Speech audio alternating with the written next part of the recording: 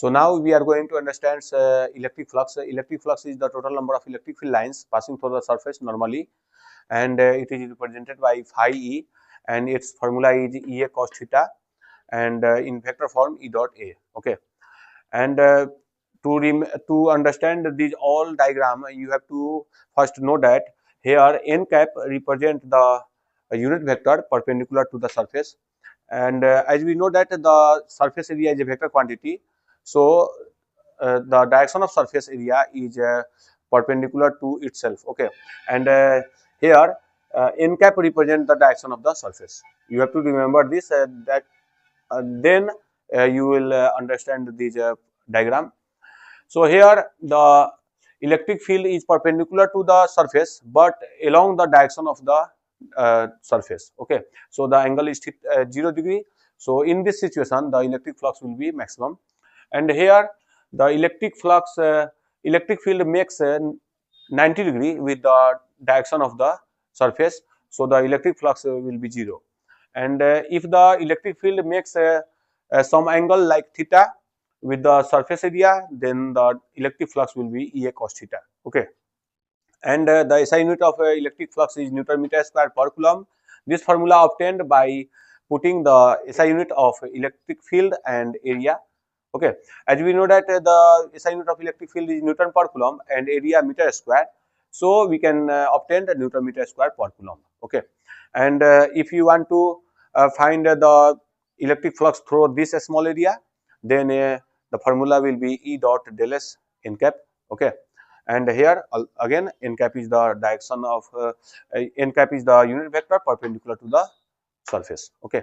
So according to Gauss law, the total electric flux through any closed surface is equal to 1 by epsilon naught times the charge enclosed by the surface, and as a result the electric flux will be q by epsilon naught, and here q is the charge enclosed by the surface, and epsilon naught is known as absolute permittivity of free space, whose value is 8.854 into 10 to the power minus 12 coulomb square per Newton meter square. Okay, and if you want to prove the Gauss law, then this is the explanation to prove the Gauss law.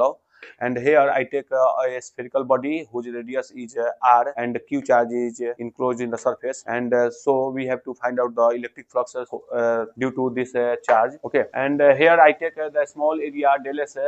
First we have to calculate the electric flux through this small area. So this will be the formula to find out the flux through this small area, and here we see that the direction of surface area, that is represented by n cap, and the direction of electric field is along the same direction. So the small electric flux through this small area will be E del S. Okay, and if you want to find the total electric flux through whole surface area, then that will be summation of E del S, and here the electric field at the surface is constant. That's why we taken out from this summation.